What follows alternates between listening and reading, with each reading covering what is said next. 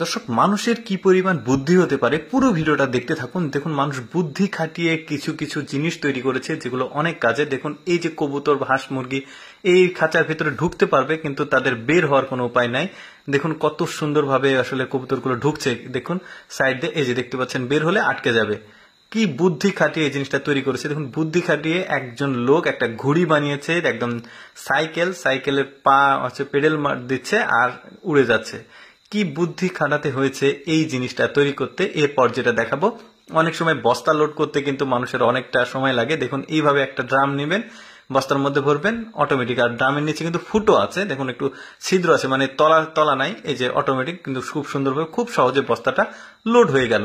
এরপর যেটা দেখাবো, দেখুন এইটা একটু হাস্যকর ব্যাপার। একটা ছেলে দেখুন ওই হ্যান্ডেল বানিয়েছে সাইকেলের একটা চেয়ার দিয়ে, যেখানে ইচ্ছা যে বসতে পারবে।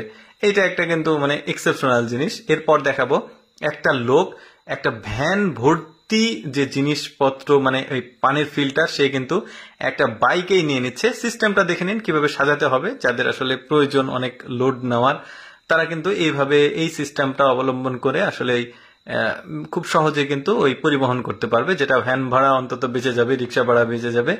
এরপর একটা এক্সেপশনাল জিনিস দেখাবো। দেখুন এই লোকটা কত সুন্দর বুদ্ধি করে এই দেয়ালটা তৈরি করছে। বিশেষ করে গার্ডেন বা বাড়ির দেয়ালগুলো কত সুন্দরভাবে তৈরি করা যায়। ইট এইরকম সিস্টেমে কিন্তু কাউকে কোনো রাজমিস্ত্রিকে আমি সাজাতে দেখিনি, যেটা এই লোক সাজাচ্ছে।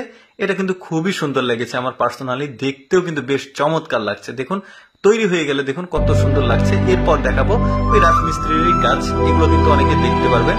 এই যে দেখতে পাচ্ছেন কত সুন্দরভাবে এই যে মেঝে তৈরি করছে, জাস্ট ইটের মতো একটা ফ্রেম তৈরি করছে। এরকম একটা লোহার ফ্রেম তৈরি করে নিলেই কিন্তু এই যে দেখতে পাচ্ছেন কালার করার পর কি সুন্দর লাগছে। এই মানে ডিজাইনটা করতে কিন্তু অনেক সময় লাগে।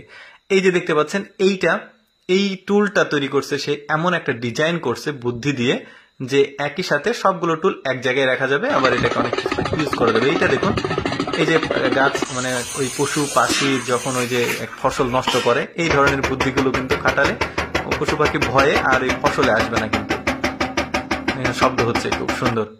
এরপর যেটা দেখাবো, ওই যে বস্তা লোড করার সময় কিন্তু খুব ঝামেলা হয়। এই ধরনের একটা জিনিস কিন্তু আপনি বাড়িতে বানিয়ে নিতে পারবেন লেদের দোকানে গিয়ে।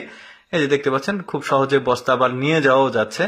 এরপর দেখাবো এই লোকটা কিন্তু খুব সহজে ভুট্টাগুলো ছিলাতে পারছে এই মেশিনটা দিয়ে, সম্ভবত ড্রিল মেশিন।